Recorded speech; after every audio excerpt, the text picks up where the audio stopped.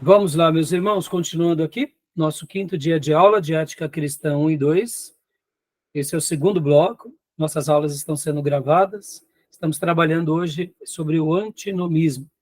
Então, vou compartilhar aqui com vocês as demais teorias. Então, leia para nós, Júnior, por gentileza. Ok. Aqui, agora a próxima, que é o generalismo. Ok. Mentir é normalmente errado. Não existe leis universais. O generalismo reivindica que mentir é normalmente errado, como regra. Mentir é errado. Mas, em caso específico, essa regra geral pode ser quebrada. Como não existe leis morais universais, delimitar se uma mentira está correta é algo que dependerá dos resultados. Se os resultados forem bons, a mentira terá sido a atitude certa.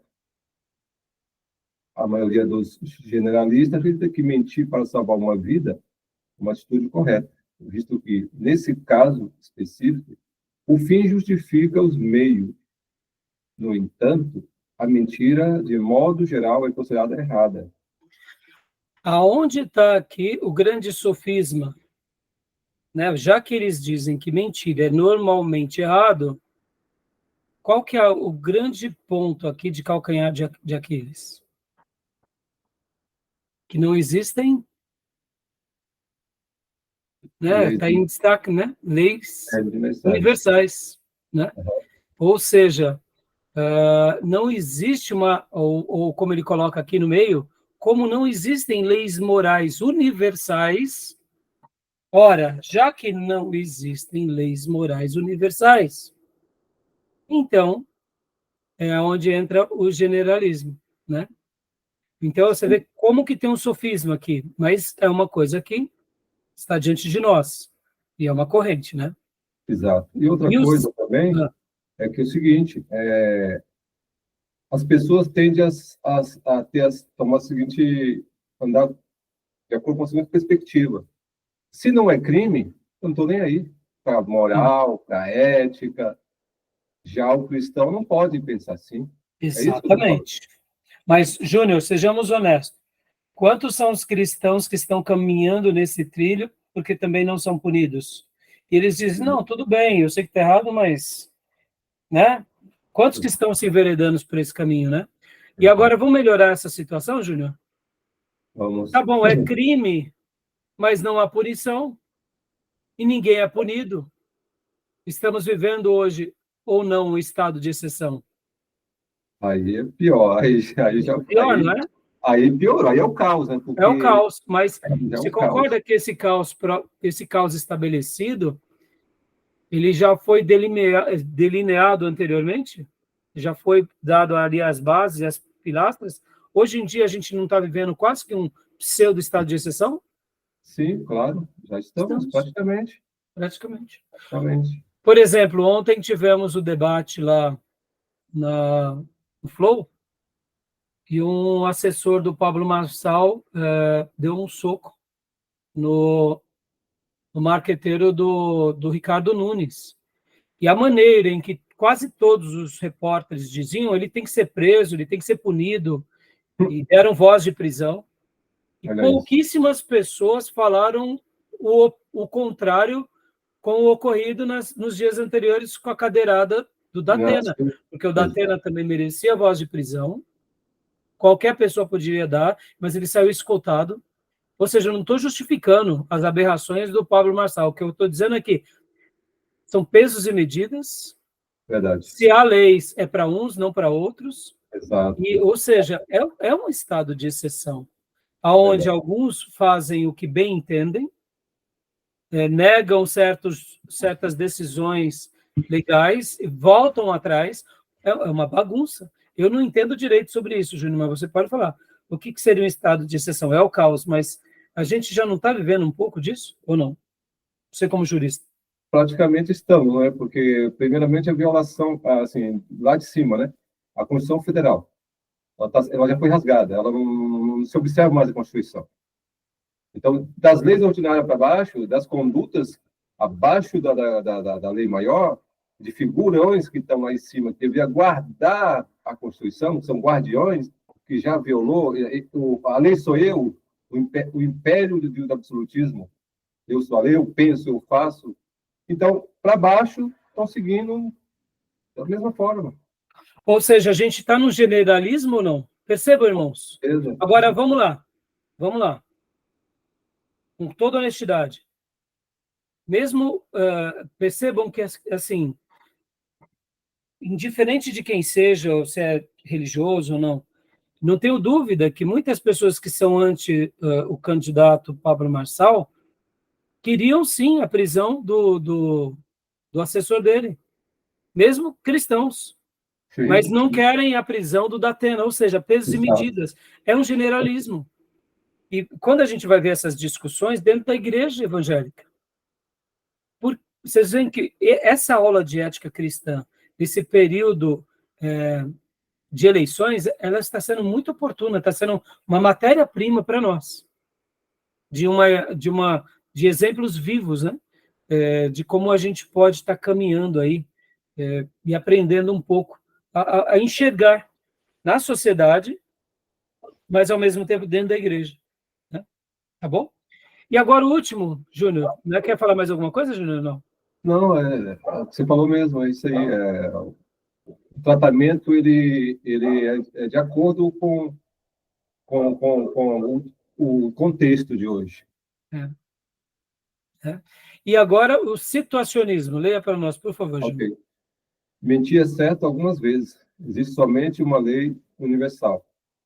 O situacionismo reivindica que existe somente uma lei moral universal.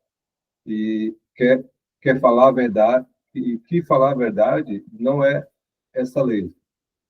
O amor é a única lei absoluta. E mentir pode ser a atitude de amor que tem de ser tomada. De fato, mentir para salvar, tudo é relativo. Somente uma coisa é absoluta. Assim, o situacionismo acredita que mentir para salvar vidas é um ato moralmente justificável. Ou seja, tudo se resume no amor, né? Joia, meus irmãos. Então, agora, para a gente continuar aqui nosso material sobre o situacionismo, né? Agora a gente vai entrar, eu quero ler um pouco mais o livro-texto. Nós vamos ler o nosso livro-texto na nova edição, porque tem algumas coisas que não está na antiga edição, mas ao mesmo tempo a gente vai voltar para a antiga edição, que também, ao mesmo tempo, algumas frases está diferente do livro atual. Eu quero usar aquelas frases. Percebam, até fazendo um comentário aqui, muitas vezes um livro ele é feito uma reedição e é alterado, né, algumas frases, e querendo ou não, até mesmo numa reedição, mesmo que ampliada, uma nova edição revisada e ampliada, recebe agora uma nova construção, que algumas frases também a gente acaba perdendo daquela obra inicial, né? Verdade. Então, eu até sugiro que vocês, na medida do possível, né, naqueles capítulos que mais chamarem a atenção de vocês, vocês façam eu diria, quase que uma comparação dos capítulos. Eu acho que isso vai ser bem enriquecedor. De uma forma um pouco parecida, acontece quando a gente pega uma versão da Bíblia antiga e uma versão mais nova, né? Eu, por exemplo, irmãos, eu gosto muito de ler a King James Fiel, que é aquela versão de 1511. Ela é traduzida para o português. Eu gosto muito de ler aquela versão. Tem hora que algumas frases, algumas ideias, algumas palavras enriquecem, né, o texto e dão uma nova luz para nós. Claro, essas reedições, edições, revisões, amplificações são importantes, né? Então, vamos lá. Abra agora no livro-texto, irmãos, na página de número 17. Olha só. Ele vai falar algumas definições de ética, né, na página de número 15. E aí ele vem e diz, olha, a ética cristã baseia-se na vontade de Deus. Só quero dar aqui algumas definições bem claras. Aí na página de número 16 ele vem e fala, a ética cristã ela é absoluta, ou seja, ele já está traçando as linhas. Ele vai trabalhar sobre ética, ele vai dizer o seguinte, vamos aprender sobre a ética, mas a ética, pela ética, não serve para nós. O que serve para nós é a ética cristã. E essa ética cristã está baseada na palavra de Deus. Por essa razão, ela está baseada na vontade de Deus, pelo qual a Bíblia revela a nós. Falar sobre a vontade de Deus sem ter um fundamento também é perigoso. Porque eu posso falar que eu estou seguindo a Deus segundo a minha cabeça, segundo os meus credos. É perigoso. Ou segundo a visão que eu tive, ou as visões dos pastores, e aí vai. Mas a nossa perspectiva de vontade de Deus é revelação, é escritura sagrada. E ele diz que a ética ela é absoluta. E depois ele vem. A ética cristã, ela é prescritiva. Aliás, na página 17 ele ainda diz, a ética cristã baseia-se na revelação de Deus, ou seja, na Bíblia, e em especial em Jesus Cristo. E aí depois, ainda na página 17, esse capítulo eu queria ler com vocês. A ética cristã é prescritiva. Leia para nós, quem está com o livro texto, por gentileza. Quero ler, essa parte é muito linda. Posso ler, pastor? Por favor. Uma vez que o direito moral é prescrito por um Deus moral, ele é prescritivo. Por isso, não existe lei moral sem um legislador moral. Desse modo, a ética cristã é, por sua própria natureza, prescritiva e não descritiva. A ética lida com o que deve ser, não o que é.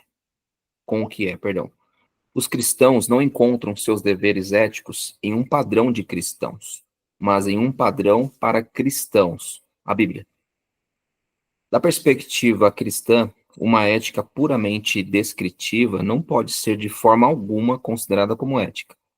A descrição do comportamento humano é tarefa da sociologia. Por outro lado, a prescrição do comportamento humano pertence ao campo da moralidade. Como já notamos, a tentativa de se obter uma moral dos costumes resulta da falácia ser-dever. Aquilo que as pessoas fazem na realidade não é base para o que elas devem fazer. Se pensarmos assim, as pessoas deveriam mentir, enganar, roubar e matar, pois é isso que elas fazem o tempo todo. Meus irmãos, há uma riqueza que é absurda nessas palavras. Percebam que a expressão, inclusive no direito, né, Júnior? Por isso que agora a gente vai trabalhar, eu vou pedir um pouco emprestado. O que é uma situação que se prescreveu ou prescritiva no direito, Júnior?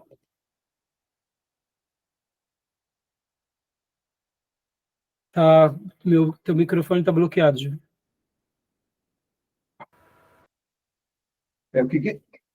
O texto da lei ele está expresso, por isso que ele prescreve, o legislador prescreveu. É como aquele que faz a receita, que prescreve a remédio. Joia. Então, remete a uma ideia... Prescreveu. Obrigado, Júnior. E remete a uma ideia do quê? De norma. Sim, exatamente. Norma Pode ver que prescrita. quando alguém recebe, por exemplo, sai lá, o juiz determina, fala assim, tal coisa prescreveu. Sim. Ou seja... tem sentido diferente, por exemplo. Claro, é outro sentido. Né? Tem outro sentido. A prescrição, no caso da expressão da lei, a lei existe, e a prescrição que a pessoa toma aí, vulgarmente, caducou, não vai cobrar mais, a decadência. Isso. Mas mesmo, eu queria usar até essa ideia, Júnior, do caducou, mas você pode ver que ele caducou por quê? Porque havia alguma lei que já dizia que depois de tal coisa, ou seja, tinha escrito anteriormente. Prescrito, exatamente. E por essa razão prescreveu, porque, de fato, estava baseado em uma norma. Uma norma, isso, justamente. Então, guardem isso, meus irmãos, isso é fundamental e um divisor de águas para o resto da vida, para que a gente entenda tanto o antinomismo, o generalismo e o situacionismo. A nossa ética cristã, ela é prescritiva, ela não é descritiva. Olha que interessante. Eu achei fantástico a maneira que o autor retrata aqui o que seria descritivo, porque ele mesmo declara, a descrição do comportamento é uma tarefa da sociologia. Ou seja, a nossa ética, ela não nasce por causa do nosso comportamento. Sim. A nossa ética nasce por causa do quê? Da prescrição de Deus para nós. Ou seja, é por causa dela que a gente tem essa ética e deságua nessa moral. E é interessante também que a prescrição de Deus, ela nasce de Deus. De Deus. Os homens, a lei dos homens, nasce da conduta da sociedade que vira lei. Exatamente.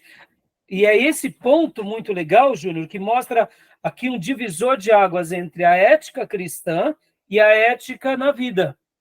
Sim. Concorda? Claro. Por quê? Porque o comportamento social, por isso que as leis são criadas em base dos comportamentos, por isso que as leis do Brasil são diferentes das leis dos Estados Unidos, que são diferentes das leis da Inglaterra. Por quê? Porque é o comportamento deles, são as práticas, os valores deles, o que importa para eles. Então, diante disso, nascem as leis. É por causa de uma avaliação descritiva da prática, da sociedade, do comportamento, dos costumes, que aí vira lei. E aí, por essa razão. Só que no nosso caso, de filhos de Deus, desde Abraão, se baseia em Deus. Deus escreve, Deus orienta, Deus dá as normas e diz ao seu povo, simplesmente me siga pela fé e obedeça. Aqui é um divisor de águas maravilhoso. Por isso que tem horas que a ética cristã não se coadunará com a ética da vida, porque são bases diferentes. Uma é a base humana e outra é a base divina. E por essa a base divina, ela acaba muitas vezes cabendo sobre a humana. Ela abraça, mas jamais a humana abraça a divina, né? No entanto, a humana muitas vezes pode ter conflitos com a divina. E aqui essas citações, elas são muito interessantes, e aqui a gente muda tudo. Por exemplo, irmãos, olha só, Israel, porque esqueceu das leis prescritivas, ou seja, das normas, começou a viver como os povos daqueles dias. Por isso pedem para Deus dar um rei. Mas Deus não queria nunca que eles tivessem um rei. Mas eles seguem quais normas, então? Eles seguem o quê? As descrições das nações daqueles dias. Toda a tradição humana pode até aparentar que está sendo também apoiada pela lei divina, mas não é. A tradição da igreja no catolicismo apostólico romano, como a tradição do rabinato, são tradições humanas, misturando costumes humanos, práticas humanas, com a lei de Deus. Mas pode ver que sempre vai ter os seus pontos de conflito. Isso foi no judaísmo e isso foi na história da igreja. E sempre vai ser assim. Hoje, se nós, igreja protestante, começarmos a ter as nossas descrições sobre a igreja, ou o que é a igreja, ou o que é a religião, fazendo uma releitura da religião ou da igreja nos nossos moldes, e não nos moldes da perspectiva da prescrição divina, a gente vai cair no mesmo erro. Vai ou não vai? Por quê? Porque, como ele diz aqui, eu gostei muito, os cristãos não encontram seus deveres éticos em um padrão de cristãos, mas em um padrão para cristãos. Ou seja, qual é o problema atual? Que geralmente, por isso que em compreender essa ética secular e em compreender o antinomismo, o generalismo e o situacionismo, tudo bem, é importante a gente compreender para a gente debater com eles e para a gente entender a mente deles e, quem sabe, compreendendo a mente deles, agora vir com os valores de Deus e dizer o seguinte: pastores, teólogos, seminaristas, vocês, ao invés de estar seguindo a prescrição de Deus, vocês estão seguindo a prescrição a descrição humana. Porque, por exemplo, como ele fala aqui nessa primeira frase, a ética lida com o que deve ser, não com o que é. cristãos não encontram seus deveres éticos em um padrão de cristãos. Podem ver que hoje, porque as igrejas estão se coadunando ao situacionismo, ao generalismo e ao antinomismo, porque eles estão dizendo o seguinte: olha, a igreja é assim, a sociedade mudou, a gente evoluiu. E vocês aí, ó, que ficam seguindo essa prescrição antiga, vocês são retrógrados, vocês são fadados ao erro. Mas quem de fato está se enveredando por um caminho que não tem nada a ver da ética cristã, são eles e não nós. Por quê? Porque a gente acredita, como o autor coloca com muita propriedade, mas em um padrão cristão, ou seja, a gente tem a Bíblia. Isso aqui muda tudo, meus irmãos. A descrição do comportamento humano é tarefa da sociologia, e eu poderia acrescentar da filosofia, e tantas outras faculdades, mas não é tarefa para nós, né? A gente é uma perspectiva prescritiva. E quando eu falo prescritivo, irmãos, eu remeto à ideia de normativo, ou seja, nós temos normas. Quais são as normas? Está aqui, do Gênesis ao Apocalipse. Ponto final. Mudou tudo. Ter essa convicção quebra muitas barreiras, né? Agora ele vem no livro-texto, olha só que interessante, ainda na página... Tudo bem até aí, meus irmãos? Gostaram desse ponto?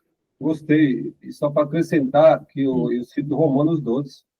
Não vos conformeis com esse século, com esse mundo, com suas normas, com sua ética, com sua moral. Exato, Júnior, muito bem. Que contrapõe a nossa moral e ética cristã. Perceba, Júnior, a história se repete. Deus levanta a escola dos profetas para resgatar o povo da tribo do norte ao que? Ao prescritivo. Exatamente. Não a monarquia. A monarquia já estava estabelecida, tanto no norte como no sul. Mas qual era o grande fator?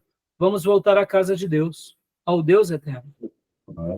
Deus levanta a igreja nessa mesma perspectiva de contracultura.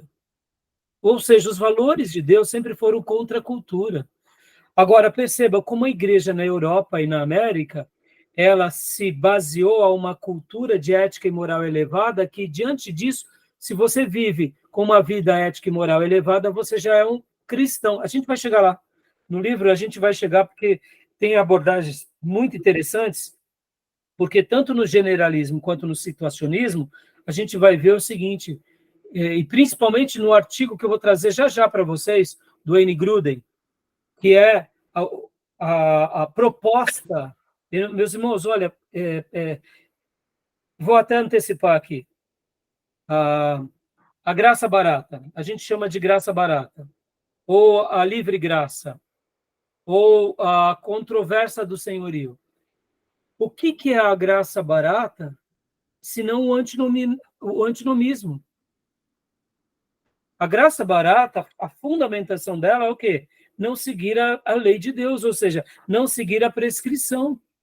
Exato. Você tem leis, você tem princípios, e aí talvez você diga assim, pastor Rai, mas tem muitos irmãos que vão para a graça barata, é tudo desviado. Não, tem um monte de pastor, pensador, cristão, e o próprio Grudem vai fazer essa citação, eu vou ler com vocês, desse outro livro dele, eu não li essa obra toda, eu li só as primeiras 20 páginas, mas eu achei fantástico, e eu falei assim, puxa, isso veio como um presente para essa aula de hoje, para explicar que o antinomismo, mesmo sendo algo que não coaduna com a ética cristã, quando a gente não percebe, quando a gente não olha essa contracultura da forma bíblica, a gente acaba se amoldando a ela, Distorção. e revestindo ela com teologia e distorcendo a essência do verdadeiro cristianismo.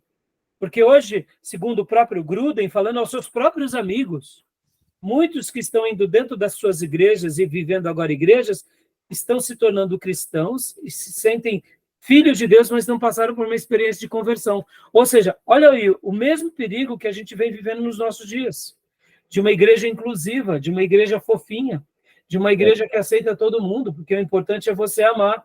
Só que esse amor fofo, se não estiver baseado na prescrição sagrada, nas normas sagradas, não vale de nada. E eu concordo em gênero, número e grau com o Norman Geisler, entenderam? Eu estou já antecipando algumas leituras, porque vai ser muito legal, tá bom? E aí Pode falar. também tem outro ingrediente aí, que é a distorção daquele texto, onde o pecado abundou, superabundou a graça, você falou da graça barata, ou seja, estou nem aí, não sou livre para pecar porque eu sou salvo. Exatamente. Olha agora o próximo ponto aqui, irmãos, na página 17, ó. Ainda o último parágrafo, leia para nós, pastor Johnny, por gentileza, ó. A ética cristã é deontológica. E aí ele vai falar sobre a deontológica e a teleológica. Ele vai fazer, parece termos iguais, mas não são. Parecidos, mas não são. Pelo contrário. Leia para nós, por gentileza. Pois não. Então, a ética cristã é deontológica. Sistemas éticos podem ser divididos em duas grandes categorias. A deontológica, que é centrado no dever, e a teleológica, centrado nos meios e nos fins. Em alguns casos, esta última categoria é chamada de consequencialismo, pois nesse sistema o valor do ato é determinado pela consequência. Por exemplo, o utilitarismo é um modelo de ética teleológica. Em contrapartida, a ética cristã é deontológica. A natureza da ética deontológica pode ser vista de maneira mais clara, em contraste com a visão teleológica. Observe a tabela a seguir. Joia. Agora, deixa eu dar uma pausa aqui, só para explicar algumas definições. Deontologia vem da etimologia deontos, que é dever, e logos, que é tratado. Ou seja, é um tratado que se deve. Já a teleológica, o significado da palavra, também seria o estudo dos objetivos, fins e propósitos e destinos, ou seja, como ele próprio descreve, o final justifica os meios. Por isso que ele usa aqui até o utilitarismo, porque se está sendo ratificado pelos fins, então percebe que a ética cristã não tem a ver com isso. E a defesa que ele passa no livro é muito interessante, inclusive ele faz até um contraponto entre ética deontológica e ética teleológica. São bases distintas, né? Querem falar alguma coisa? Não, isso é muito, hoje está muito em dia isso aí. Muito em dia. Sem justificar os meios, ou seja, muito em dia. O resultado. Exato, Júnior. Perceba, Júnior, vamos lá, Júnior, deixa eu dar um exemplo aqui. Comentei esses dias com vocês, mas é bom lembrar. Esses dias chegou meu tesoureiro e falou assim, pastor Rai, minha tia queria o número da conta para dar o dízimo na nossa igreja. Eu falei assim, mas vem cá, ela não vai em outra igreja? Não, eu acho que agora ela não está indo, tal. Ele me explicou, fiquei tranquilo. Mas o filho dela é pastor batista também, lá do interior, se não me engano, São José dos Campos, e parece que agora ela está sem uma igreja local, então ela queria dizimar na nossa. Então, eu recebi por isso. Mas percebam, ela é membro de uma igreja. Ela tem que dizimar na igreja que é dela. No entanto, se ela está sem uma igreja, o dízimo é para Deus. E aí você cumpre, e eu, certa ocasião na minha vida, eu fiz isso. Mas vamos lá, vamos ampliar isso. Hoje, as pessoas, e principalmente as igrejas, não estão preocupadas se aquele dinheiro, de onde está vindo aquele dinheiro.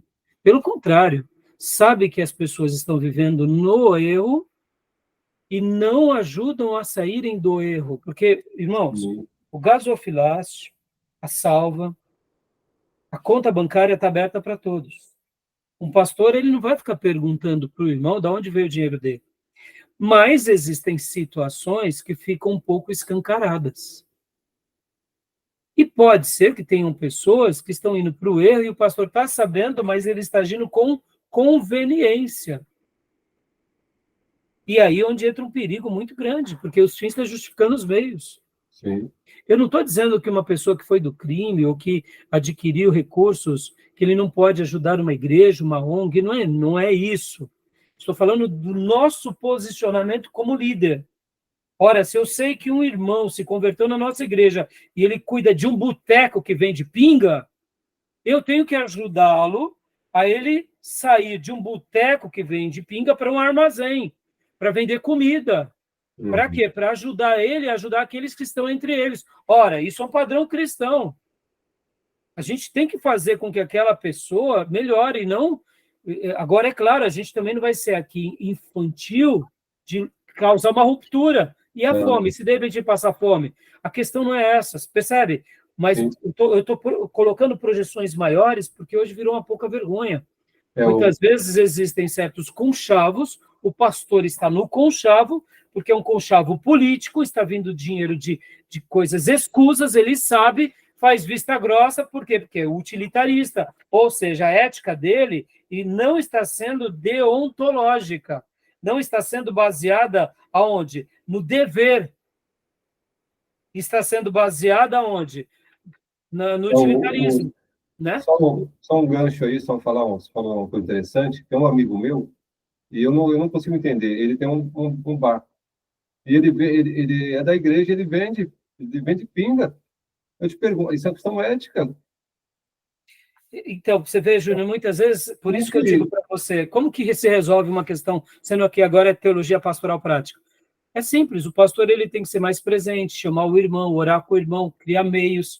A igreja, muitas vezes, aí onde entra os braços da igreja que atinge o social, chegar nesse irmão, ajudá-lo, quem sabe, fazendo um curso profissionalizante para ele entrar numa nova área, dar uma nova capacitação, orientar ele sobre essa questão. Porque, irmãos, ao mesmo tempo, pode ser cômodo, pode, mas também é perigoso para o próprio irmão. Sim.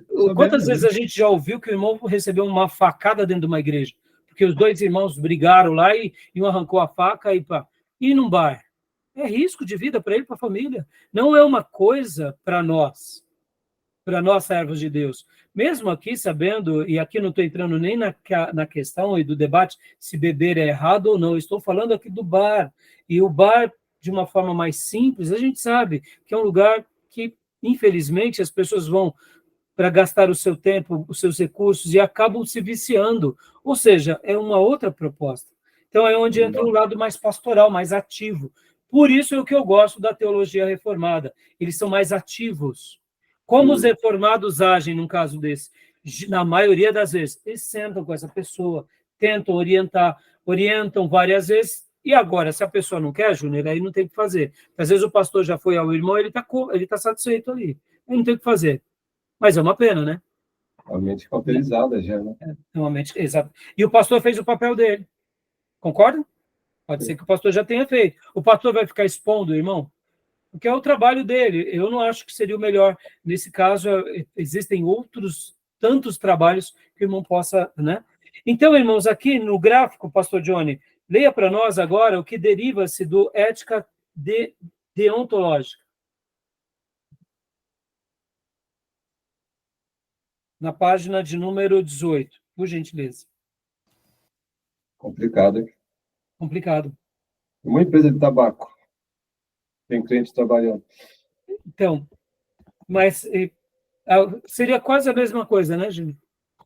Não, vamos, né? Quase a mesma coisa, mas ao mesmo tempo é trabalho, né, Júnior? Você é advogado, você vai ser contratado. É complicado. Mas ao mesmo tempo você vê, a gente tem linhas, né, Júnior? Uma coisa é você trabalhar e outra coisa é você montar.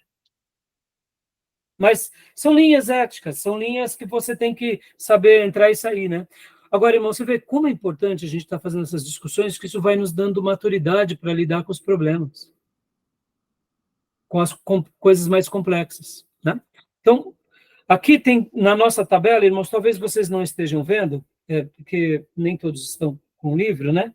Mas aqui a gente tem, eu diria, duas bases, né? Leia para nós, pastor Johnny, por gentileza. Então, a base sobre ética deontológica diz o seguinte: a regra determina o resultado, a regra é a base do ato, a regra é boa independente do resultado, o resultado é sempre calculado dentro das regras. E na ética teleológica, o resultado determina a regra, o resultado é a base do ato, a regra é boa por causa do resultado. E o resultado, algumas vezes, pode ser usado para quebrar as regras. Joia. Então, viu como que as bases são diferentes, irmãos? Olha, a regra determina o resultado na deontológica. Eu estou tentando abrir aqui para vocês. Além de gesto, né? Eu estou tentando abrir aqui para vocês. Importa o resultado. Deixa eu só abrir aqui. Deixa eu só abrir aqui, rapidamente. Deixa eu pôr aqui. Joia. Deixa eu só abrir aqui. Eu tentei abrir aqui, mas não consegui. Deixa eu ver se eu consigo virar. Tem hora que eu não consigo virar. Queria mostrar aqui para vocês. Não vou conseguir virar. Bom, vai ficar sem, irmãos. Então, vocês viram como a premissa muda, irmãos? Consegui, desculpa. Bom, aqui vou compartilhar rapidamente. Ó, tirei uma foto rapidamente para a gente poder utilizá-la. Olha lá, né, pastor? Ética deontológica. Vou pegar só o primeiro exemplo. A regra determina o resultado. E na teleológica, o resultado determina a regra. A nossa sociedade tem sido assim ou não? Tem. E as nossas igrejas têm sido assim ou não? Pergunto. Infelizmente, também tem. Pastor, mas aonde tem sido assim? Meu irmão, hoje os pastores estão fazendo o que está certo ou o que dá certo? Que dá certo. Tá bom. Não precisa nem falar mais, né? E o que dá certo vira lei, concorda? O que dá certo virou lei. Então, mas aí se alguém for questionar aquele pastor ou aquele método, o pastor vem ainda com jargão, com voz espirituosa e diz, não, mas Deus está nisso, porque está dando certo. Temos prosperado, temos crescido. Meus irmãos, nós não seguimos o resultado, nós seguimos a regra. A regra é a revelação. Tá bom? Beleza, meus irmãos? Então, aí o que acontece agora? Agora é onde eu quero trabalhar com vocês. Em apenas, vou fazer uma leitura aqui, uma leitura do livro-texto, do capítulo 2. A gente vai dar uma olhada agora. Olha só que interessante. Rapidamente, vamos abrir agora no capítulo 2 do livro-texto, irmãos. Capítulo 2. No antinomismo, que está na página... Não, no capítulo 2. Está na página de número 24. Isso, abre aí. Jóia. Mas eu vou ler aqui, ao mesmo tempo com vocês, a versão antiga, e vai ter algumas palavras bem interessantes, porque nessa revisão e nessa amplificação, eles mudaram um pouco as ordens, mas olha só que interessante. Gil, leia para nós aqui, eu vou compartilhar agora. Não, eu quero que você leia para nós, Gil, aqui, ó, o antigo, que eu vou estar compartilhando na tela agora, tá? Depois a gente vai para o livro-texto, tá bom? Ó, o antinomismo, não há regras, tá? Então, leia para nós rapidamente, por favor. A primeira alternativa que diz respeito às normas éticas é que não existe norma alguma, ou, pelo menos, nenhuma norma objetiva. Ou seja, estamos literalmente sem lei. E aí ele continua dizendo que seria antinomos, né? Antinomos. Sem lei seria essa definição. Continua para a gente. Para guiar ações éticas relevantes, as alegadas normas éticas que os homens usam ou são destituídas de valor objetivo ou destituídas de relevância empírica. São ou puramente objetivas ou completamente emotivas. Ou puramente subjetivas. Ou emotivas. Duas posições que têm pontos de vistas antinomistas são existencialismo e emotivismo. Bom, o Júnior, nas últimas aulas, né, Júnior, eu tinha até falado um pouco sobre o existencialismo. Nós não entraremos a fundo nisso, pode ver que aqui, por isso que esse livro, irmãos, ele é um livro complexo, de uma leitura que não é fácil, mas ao mesmo tempo é muito profundo, porque pode ver que numa frase que a gente viu aqui, num parágrafo, né, ele começa a contra-argumentar sobre essa alternativa do antinomismo, ou seja, que não há normas, que é um ambiente sem lei, ou antinomos, nomos lei, né? Anti-lei, pelo menos leis objetivas. E aí ele já vem aqui mostrando que, se alguma coisa, elas são, ou são destituídas de valor objetivo ou destituídas de relevância empírica, ou seja, nas experiências não tem relevância.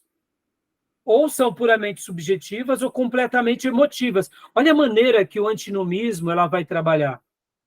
É algo subjetivo, depende da sua maneira de enxergar e de ver. Ou seja, é a sua cosmovisão que determina tal coisa. Ou, quando não, está emprenhada do que? De emotividade. Então, pode dizer, Júnior. Sujeito que decide. Exato. Porque é tudo subjetivo. Então, percebe como o antinomismo ele tem essas bases e essas construções. Além do que, da perspectiva existencialista e do emotivismo. Meus irmãos, a gente, como sul-americano, latino, a gente pode até não entender muito sobre a questão existencialista, mas o emotivismo somos campeão nesse ponto, não é? Faz parte da nossa natureza latina, ameríndia, mista com africano, nessa construção. Então, perceba que a gente acaba se enveredando para muitas ideias antinomistas e nem percebe. Pulando aqui, leia para nós, Júnior, agora, falando um pouco sobre Kierkegaard. Aí ele fala um pouco sobre esse transcender ético, foi o que eu falei há pouco para vocês, que aqui ele dá uma ideia bem interessante. Leia para nós esses 2 parágrafos. Kierkegaard, transcendendo o que é ético. Falando a rigor, Kierkegaard não era um antinomista. Acreditava sinceramente na lei moral e até mesmo sustentava que é universalmente obrigatória no sentido ético. Mesmo assim, para Kierkegaard, quando há conflito entre o ético e o religioso, o ético deve ser suspenso, né, diante do dever religioso do homem, no sentido de obedecer diretamente a Deus. Nesse sentido, portanto, Kierkegaard é um precursor de um tipo de transcendência antinomista daquilo que é ético. Eu achei muito interessante esse pensamento dele. Muito interessante. Pode ver que aqui o próprio autor fala que ele não era um antinomista. Ele acreditava na lei moral. Sim. No entanto, né, quando havia o confronto, a fé destaca-se sobre a ética. Né? E aí vem, né, essa outra construção. Como as horas estão avançando, depois vocês podem pegar, meus irmãos, e só leia mais esse parágrafo para nós, Júnior. O ético só é esse parágrafo. O ético como universal. Kierkegaard acreditava que o ético como tal é o universal. E como universal, aplica-se a todas as pessoas, o que pode ser expressado de outro ponto de vista, dizendo que é aplicável a cada instante. Ou, o ético como tal é universal, e também como universal é o manifesto, o revelado. Diz, de fato, o ético é universal, e como tal, também é o divino. E tendo em vista esse fato, tem-se, portanto, um direito de dizer que, fundamentalmente, todo dever é um dever diante de Deus.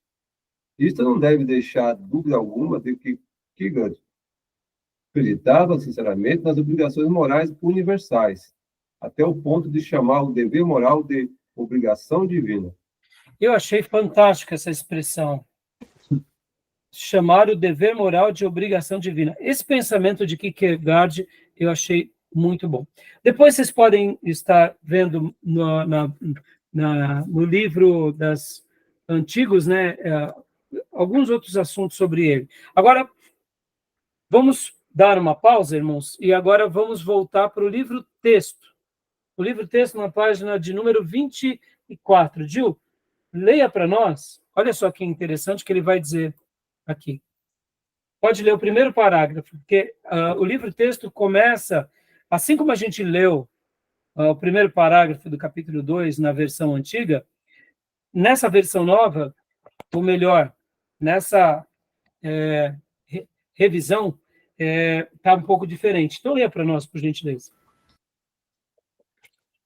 De modo geral, os sistemas éticos subdividem-se em duas categorias, não absolutistas e absolutistas. Na primeira categoria encontra-se o antinomismo, capítulo 2, e o situacionismo, capítulo 3, e o generalismo, capítulo 4. E na segunda, o absolutismo não qualificado, no capítulo 5. O absolutismo conflitante, no capítulo 6, e o absolutismo graduado, no capítulo 7.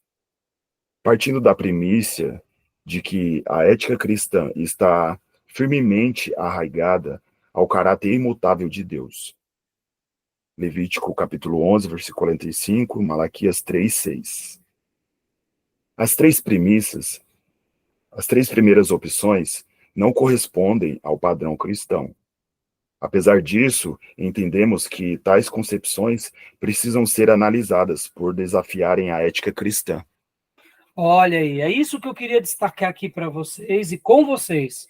E eu quero agora ir para o livro que eu reservei aqui para vocês, do Irving Gruden, para fazer um contraponto, para mostrar que mesmo muitos irmãos nossos, teólogos, igrejas boas, pensadores cristãos, que a gente tem até um valor, sem perceber, eles estão seguindo um princípio antinomista.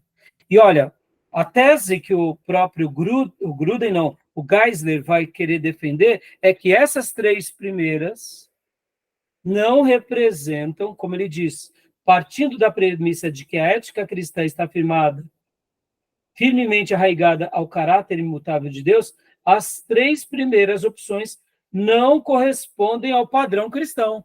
Ou seja, irmãos, aqui a gente já faz um corte. Saber disso é saber de algo muito precioso. Por quê? Porque, já que essas são as três maiores abordagens alternativas mais citadas, dominar elas, ou pelo menos entender que das 6, 3 estão contra a revelação cristã, por causa daquela questão de nós seguirmos um modelo prescritivo ou normativo, então a gente já está caminhando mais seguro ao estudar essas três. Mas por que ele fala, vamos aprender com ela? Porque elas vão desafiar a nossa mentalidade.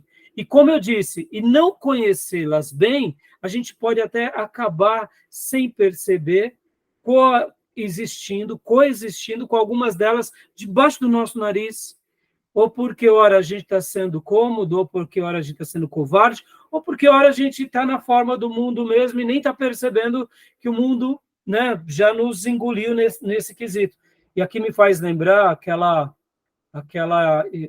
analogia que acho que é Billy Graham que cita, que eu aprendi com o Billy Graham, que ele disse que o diabo ele é expert de nos enganar na mesma semelhança que as tribos antigas, a maneira em que eles cozinhavam as rãs. Então, eles colocavam um caldeirão debaixo da fogueira, e enquanto ainda a água estava fria, eles colocavam as rãs lá dentro. Porque se eles colocassem as rãs quando a água está fervendo, naturalmente, pela temperatura, ela bateria e pularia. Pode ver que o mundo faz isso conosco. Ele vai nos envolvendo na temperatura e vai sempre esquentando a temperatura de uma forma em que nós não percebamos esse certo envolvimento. Quando vai ver, a gente já virou sopa de qualquer outra coisa e está mais para lá do que para cá. Então, eu fiz questão de ler aqui, porque agora a gente vai ir para o material do N. Gruden. Então, Gil, leia para nós agora o pano de fundo do antinomismo, no livro-texto ainda, só mais essa frase. Leio sim. O antinomismo, que literalmente significa anti-lei, contra-lei, afirma-se que não há leis morais obrigatórias e que tudo é relativo. Ou seja, o relativismo aí. Bom, eu vou querer ler mais algumas outras frases desse livro, porque aí ele vai trazer aqui, ó, o antinomismo no mundo antigo, vai falar um pouco sobre a história da filosofia grega, vai mostrar sobre o hedonismo, o ceticismo, depois ele vai falar o antinomismo no mundo medieval, ele vai trazer uma linha e vai chegar depois, então, no antinomismo no mundo moderno, que é o que nos interessa, que eu quero ler depois com vocês aqui na página 26. Mas agora a gente vai para o livro, como eu tinha dito, do Wayne Grudem, tá bom? Para eu fazer esse contraponto com vocês, beleza? Meus irmãos, deu a hora? Vamos dar uma pausa? Alguma pergunta até aí? Tranquilo? Tranquilo? Tranquilo. Então eu vou dar uma pausa e a gente vai abrir a última chamada para a gente concluir, ainda dentro dessa abordagem, eu quero fazer o paralelo aqui com vocês, tá bom? Então vou parar a nossa gravação agora, tá bom?